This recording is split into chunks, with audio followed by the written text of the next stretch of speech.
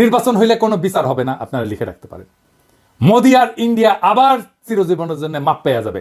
ওই সংবিধানে থাকবে ধর্মনিরপেক্ষতা, গণতন্ত্র, বাঙালি জাতীয়তাবাদ আর সমাজতন্ত্র। সেইটা আমাদেরকে এত রক্তের পর, বিপ্লবের পরেও আমাদেরকে ওই সংবিধানই টাইনা নিয়ে যাইতে হবে। মোদি আর ইন্ডিয়া চিরজীবনের জন্য মাপ পেয়ে যাবে। তাদের যে আমরা পাইরা ফেলতে পারছিলাম, সেই সুযোগ হেলায় আমরা হাতছাড়া করে ফেলবো।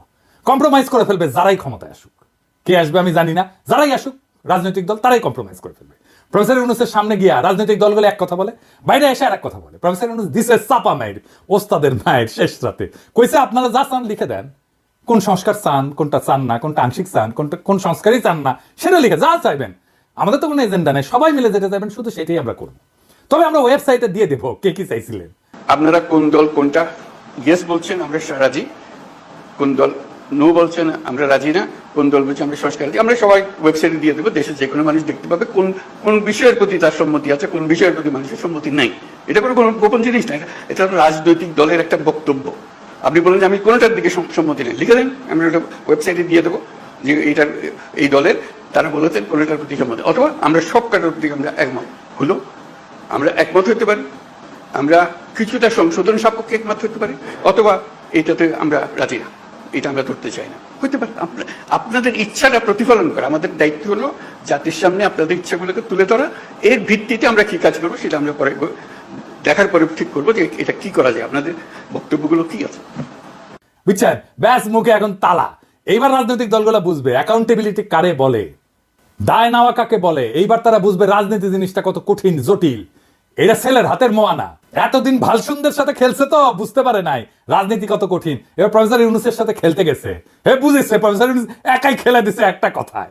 ইন্ডিয়ান ব্যাগেজ থাকলে আপনার রাজনীতির কোনো ভবিষ্যৎ নাই। আপনি যত বড় রাজনৈতিক দল হন না কেন, কোনো লাভ নাই। পিনাকির আপনি হুতে ফেললেও আপনি বেচবেন না, পিনাকি হইতে যাবে কিন্তু আপনি বেচবেন না।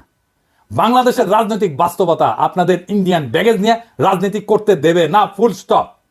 প্রফেসর ইউনূসের প্রতি আহ্বান, আপনার এই অন্তর্বর্তীকালীন সরকার ভেঙে দেন, বিপ্লবী সরকার গঠন করেন।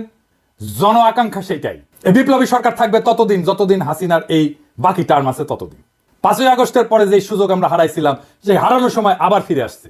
এই মুহূর্তে আবার হারায় যাওয়ার আগেই বিপ্লবী সরকার গঠন করেন। দেশের রাজনীতির গুণগত পরিবর্তন হয়েছে, তাকে ধারণ করেন। বিপ্লবী সরকার গণপরিষদের নির্বাচন দেবে, সবাই নির্বাচন করছে, দ্রুত নির্বাচন দিয়ে দেবে বিপ্লবী সরকার গঠন করে 1 মাসের মধ্যে। গণপরিষদ নতুন সংবিধান রচনা করবে, আপনারা নির্বাচন করেন সেখানে। সেই সময় বিপ্লবী সরকার সংস্কার সম্পন্ন করবে। নতুন সংবিধান রচিত হলে গণপরিষদ ভেঙ্গে দিয়া সেই নতুন সংবিধানের অধীনে নির্বাচন হোক। আপনারা সবাই উৎসবের সাথে সেই নির্বাচনে অংশ নেন। তিনি যেন রাষ্ট্রপতির পদকে অলঙ্কৃত করেন, তিনি আসলে অলংকার হয়ে উঠবেন রাষ্ট্রপতি পদের জন্য। আমরা উনার অভিভাবকত্ব এত তাড়াতাড়ি হারাইতে চাই না। বাংলাদেশকে আমাদের শক্ত অর্থনৈতিক এবং রাজনৈতিক ভিত্তির উপরে দাঁড় করানোর জন্য প্রফেসর ইউনূসের অভিভাবকত্ব আমাদের দরকার। ছাত্র জনতার আকাঙ্ক্ষার রাষ্ট্র তৈরি করে দেওয়াটা আমাদের দায়িত্ব এবং কর্তব্য। আমাদের সেই প্রতিশ্রুতি ভুলে গেলে চলবে না। আমরা এক কঠিন জটিল সন্ধিক্ষণে দাঁড়ায় আছি। একদিকে ভয়, অন্যদিকে সম্ভাবনা।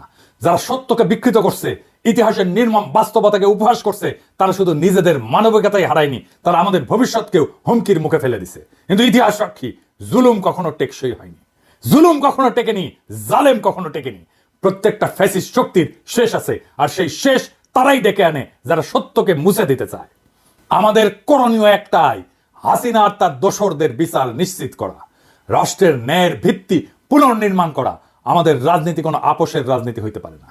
আমাদের লক্ষ্য একটাই, ফ্যাসিবাদের শেষ চিহ্ন মুছে ফেলা।